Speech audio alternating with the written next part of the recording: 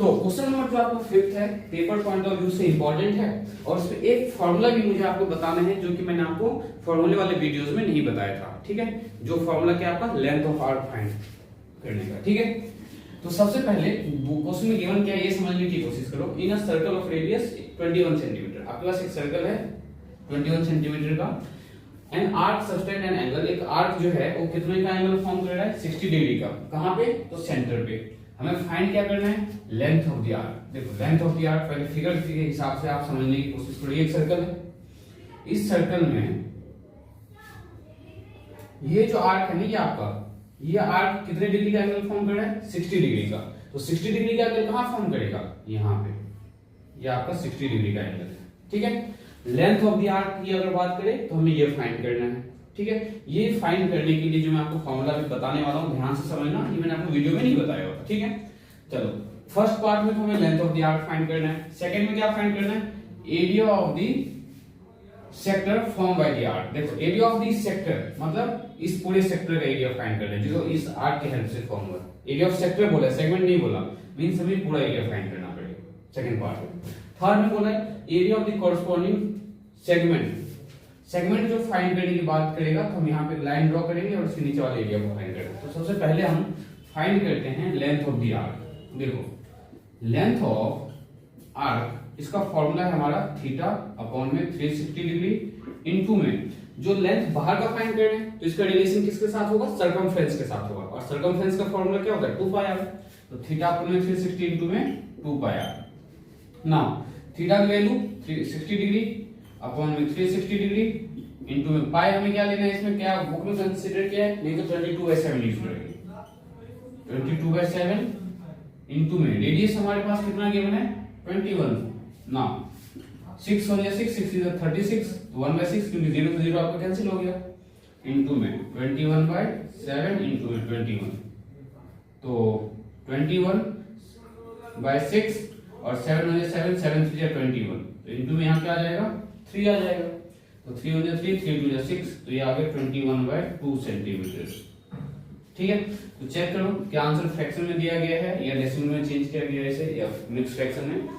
एक बार answer check करके बताओ क्या है जो length of the arc 21/2 centimetre है या नहीं है। देन हम फर्दर सॉल्व करेंगे इसका सेकंड पार्ट।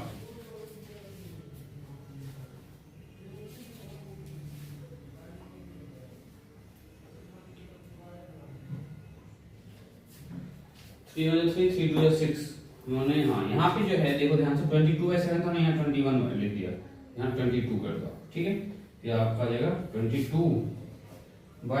2। तो ये 11 सेंटीमीटर नहीं है लेंथ ऑफ द आर्क। चलो एक बार क्रॉस वेरीफाई कर लेते। देखो थीटा अपने 360 इनटू में 2 पाई आर था, हमने यहाँ 2 से मल्टीप्लाई नहीं किया। देखो थीटा अपने 360 इनटू में पाई और आर की वैल्यू पुट कर दिया है, तो 2 से मल्टीप्लाई आपने नहीं किया था हमने, तो 2 से यहाँ फर्दर मल्टीप्लाई कर दो, ये रहा 2, यहाँ पे आपका 2 आ जाएगा और 21 नहीं 22 है। तो इससे क्या होगा? तो आपने इनटू में किया 2, तो इस 2 से 2 कैंसिल हो गया, तो फाइनल आंसर क्या आ जाएगा? 22 सेंटीमीटर। तो लेंथ ऑफ द आर्क क्या आ गया? 22 सेंटीमीटर। इसका मतलब क्या है? ये जो यहाँ से यहाँ तक लेंथ है, ओनली यहाँ से यहाँ, ये 22 सेंटीमीटर। ठीक है, नाउ सेकंड पार्ट में हमसे इन्होंने बोला था कि फाइंड करो आप area of the sector. Area of the sector का मतलब अब आपको ये एरिया फाइंड करना है, ये कंप्लीट एरिया। ठीक है, तो सेकंड पार्ट में हम फाइंड करेंगे area of sector. Area of sector का फॉर्मूला स्टूडेंट्स मैंने आपको क्या लिखवाया है? थीटा अपॉन में 360 डिग्री इनटू में पाई आर स्क्वायर। नाउ थीटा की वैल्यू 60 डिग्री अपॉन में 360 डिग्री, पाई हम लेंगे 22/7 और आर क्या लेंगे हम? तो आर में दिया था 21, तो 21 इनटू में 21। अब 6 हो जाए 6, 6 is 36, तो 1/6 इनटू में 22/7 इनटू में 21 इनटू में 21, 7 हो जाए 7, 7 3 21, फिर ये 3 से 3 हो जाए 3, 3 2 6 और इस 2 से 22 कैंसिल कर दो, 11। तो 11 इनटू में क्या आ जाएगा? 21 सेंटीमीटर स्क्वायर। इसको मल्टीप्लाई कर देते हैं, 11 हो जाए 11, 11 हो जाए 22 और 22 में हम क्या ऐड करेंगे? 123, 231 सेंटीमीटर स्क्वायर। आंसर चेक करो एनसीईआरटी में क्या area of this sector 231 centimetre square है। ठीक है, नाउ ये हमारा आंसर बिल्कुल सही है। नेक्स्ट स्टेप में हमें देखो थर्ड वाले पार्ट में क्या फाइंड करना है? Area of this segment form by the chord.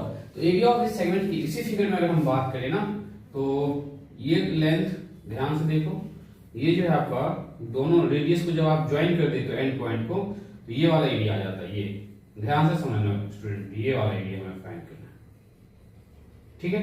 तो ये एरिया आप कैसे फाइंड करोगे, फटाफट कमेंट करके बताओ आप हमें। ये एरिया फाइंड करने के लिए हम क्या करेंगे, एरिया ऑफ सेक्टर में से एरिया ऑफ ट्रायंगल को माइनस करेंगे, ठीक है। अब ये ट्रायंगल कौन सा है, तो ध्यान से देखो, जब कभी भी सेंटर पे एंगल 60 डिग्री का हो तो एरिया ऑफ इक्विलैटरल ट्रायंगल लगाओगे आप। क्यों, अगर ये 60 डिग्री है तो ये भी रेडियस, ये भी रेडियस, मींस ये दोनों एंगल इक्वल होंगे, और ये दोनों एंगल इक्वल तभी हो सकता है जब तीनों एंगल 60 डिग्री का हो। बात आई समझ में, क्योंकि आइसोसेलेस ट्रायंगल की प्रॉपर्टी क्या है, जब दो साइड्स इक्वल है तो इनके ऑपोजिट एंगल्स इक्वल होंगे। तो ये 60 डिग्री है, तो हम यहाँ पे कौन सा ट्रायंगल का फॉर्मूला लगाएंगे, इक्विलैटरल ट्रायंगल का एरिया। तो निकालो सबसे पहले एरिया ऑफ इक्विलैटरल ट्रायंगल, और जब सर्कल के केस में इक्विलैटरल ट्रायंगल निकालो तो ये फॉर्मूला यूज करना, एरिया ऑफ इक्विलैटरल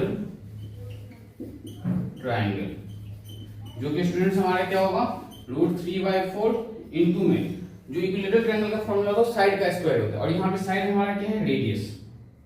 साइड क्या है हमारा यहाँ पे, रेडियस। तो हम साइड की जगह क्या लिखेंगे यहाँ पे, r का स्क्वायर, नहीं तो आप साइड का स्क्वायर लिख लो, कोई प्रॉब्लम नहीं है, साइड का स्क्वायर।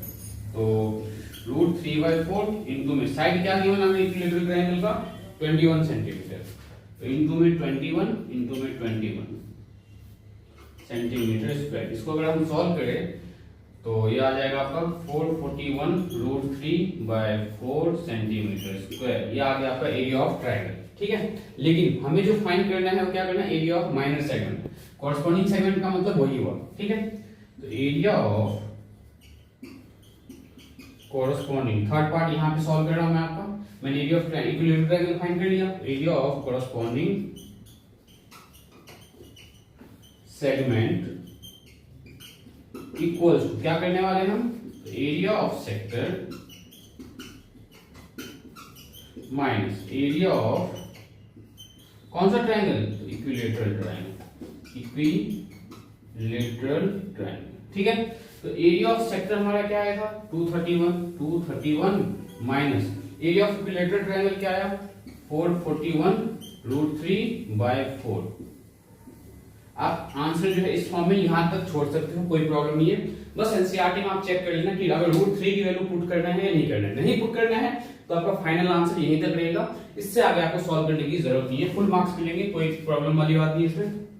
तो जो क्वेश्चन नंबर आपका 5th है, पेपर पॉइंट ऑफ व्यू से इंपॉर्टेंट इसलिए है क्योंकि हमें इसमें 3 पार्ट पूछा गया है। लेंथ ऑफ द आर्क भी पूछा गया है, जो कि क्या था, ये था। सेकंड में बोला इन्होंने आपसे एरिया ऑफ द सेक्टर बताओ, area of the sector find किया हमने। और थर्ड में इन्होंने बोला था area of corresponding segment. Corresponding segment का मतलब होता है कि जो आपने सेक्टर फॉर्म किया ना उसी का माइनर सेगमेंट। तो ये अगर सेक्टर है हमारा तो इसका सेगमेंट कौन सा होगा, ये वाला, और इसको हम क्या बोल सकते हैं, माइनर सेगमेंट, ठीक है। तो एरिया ऑफ कॉरस्पॉन्डिंग सेगमेंट लिखो या एरिया ऑफ माइनर सेगमेंट लिखो, दोनों का मीनिंग यहाँ पे इस केस में सेम है, ठीक है। उम्मीद करता हूँ ये क्वेश्चन आपको बहुत अच्छे से समझ में आया होगा। बढ़ते हैं नेक्स्ट क्वेश्चन की ओर, देखते हैं क्वेश्चन नंबर 6 कैसे सॉल्व करें।